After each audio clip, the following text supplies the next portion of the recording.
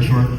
Originally, like I said, from Detroit, but my father, he passed away when I was 4, so I never really had a male figure like that. But I still had male figures, but I never had a man to show me, the things that I needed as growing up. But I had my grandfather, he always told me, pay attention to everybody, even the ones that you don't want to end up like, listen to that information and see, kind of get a gist of where you want to be at in life.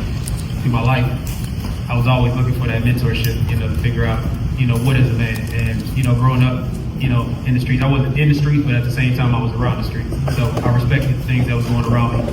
But to understand that, I always kept seeing inconsistencies in individuals that was around me, whether or not they did things that worked for them, it still wasn't, adding up to what I thought should be a man. But going forward, my mom, she passed away when I was 2016, and that kind of, it made me realize that I wasn't where I was at. I had a lot of things that I wanted to do to help her, and in that situation, I was really just helping myself, because a lot of the individuals that I grew up around, it was a lot of backstabbing. A lot of individuals taking the wrong corners, using different vices, and I didn't find that to be the way that I felt that you should live your life as a man. But I was still searching. I was trying to be a student of life, to figure out what does that mean? What does it mean to be a man?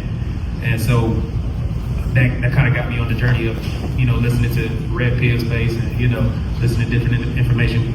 I had already ran across, American Pimp at the same time, back in like, what was that, 2003, 2004. And I noticed still I only got bits and pieces of that information. That wasn't, exactly what, that wasn't the real game that I was looking for, as far as like all the information I needed. And then, like I said, just taking that long journey as far as to figure out what it is. But that's when I ran across Dre, and the information that he spoke about being the truth.